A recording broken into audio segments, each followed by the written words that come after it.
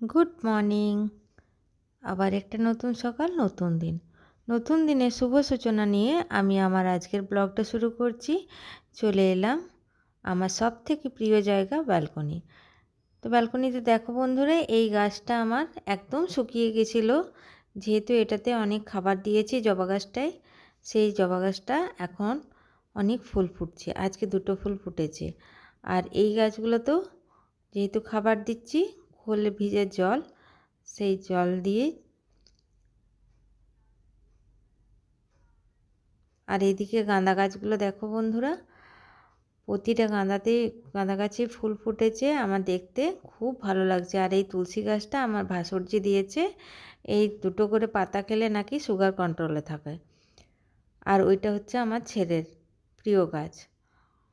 আর এইদিকে আমার একটা ছেলের প্রিয় গাছ আছে, এই যে এই গাছটা।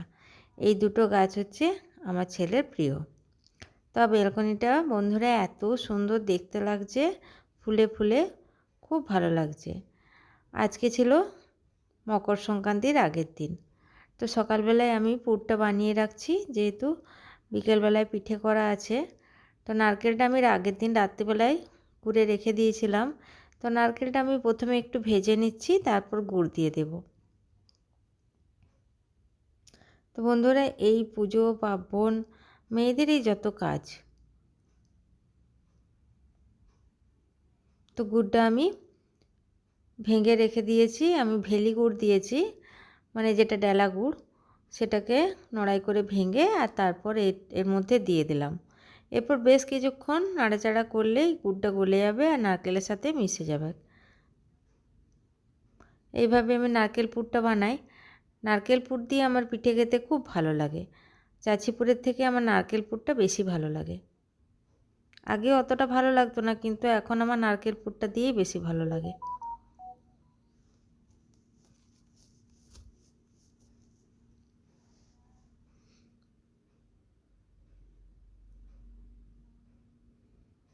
তো এখানে দেখো বন্ধুরা, পুরটা পুরো একদম নারকেলের সাথে মিশে গেছে। এরপর পুরটা আমার রেডি হয়ে যাবে।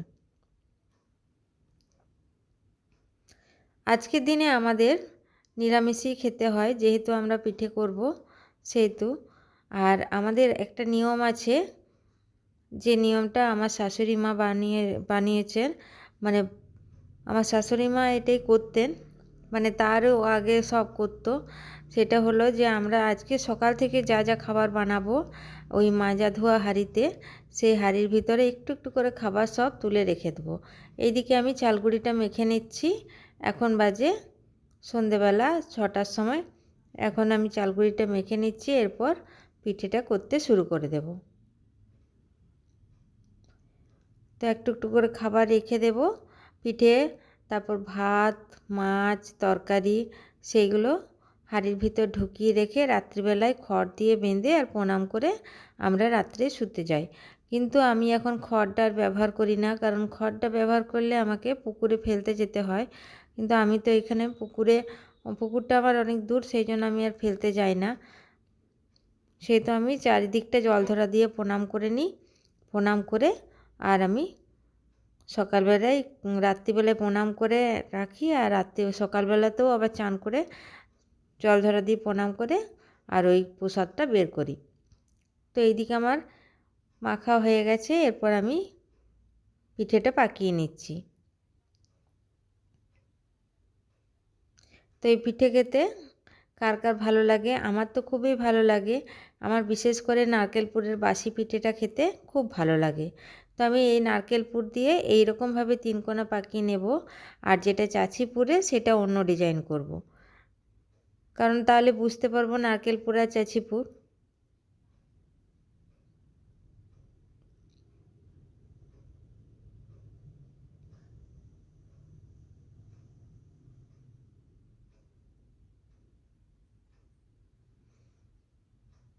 আমি আবার প্রথমে লইগুলো সব বানিয়ে করে নিয়েছি, তারপর আর আমি একটা একটা করে নিয়ে আর পুরটা ভরে দিচ্ছি। আমি এইরকমভাবেই বানাতে আমার বেশি ভালো লাগে, আর আমার সুবিধাও হয় অনেক।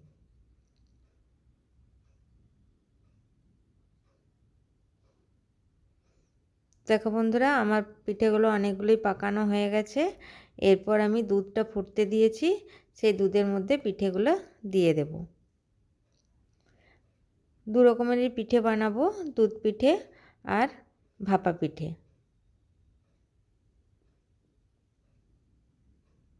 দুধটাকে প্রথমে আমি ফুটিয়ে ফুটিয়ে অনেকটা মোটা করে নিয়েছি, তারপর আমি পিঠেগুলো একটা একটা করে দিয়ে দিচ্ছি। আর এইদিকে আমি ভাপা পিঠেগুলোও বানিয়ে নেব। ভাপা পিঠেগুলো বানাতে আমি কিছু পাকিয়ে নিয়েছি, আর এদিকে জলটা ফুটছিল, তারপরে এই ফুটো ফুটো বাটিটা এর মধ্যে চাপিয়ে দিয়ে ঢাকা দিয়ে রেখে দিয়েছিলাম। তারপর যেহেতু ভাপটা এসেছে তখন আমি এই পিঠেগুলো দিয়ে আবার ঢাকা দিয়ে রেখে দেব। আমার এটা নতুন চালের গুঁড়ি নিয়ে এসেছে তোমাদের দাদাভাই, বলছে এই পিঠেগুলো নাকি নরম হয় খেতে। তো আমি দেখি খেয়ে কীরকম নরম হয়। ঢাকা দিয়ে বেশ কিছুক্ষণ ধরে রেখে দেব, তারপর পিঠেগুলো তৈরি হয়ে যাবে। এইদিকে দেখো বন্ধুরা, পিঠেগুলো আমার তৈরি হয়ে গেছে, দুধ পিঠেটা আর এদিকে ভাপা পিঠেটাও তৈরি হয়ে গেছে। রাত্রিবেলায় দুটো একটা খেয়ে নেব, আর সকালের জন্য বাকিগুলো রেখে দেব। তা আমার পিঠের এই রেসিপি যদি তোমাদের এই ব্লগটা যদি ভালো লাগে তো একটা লাইক দিয়ে দিও, কমেন্ট করতে ভুলো না। আজ তাহলে এখানেই রাখি বন্ধুরা, আবার একটা নতুন ব্লগ নিয়ে হাজির হব। সবাই ভালো থেকো, সুস্থ থেকো।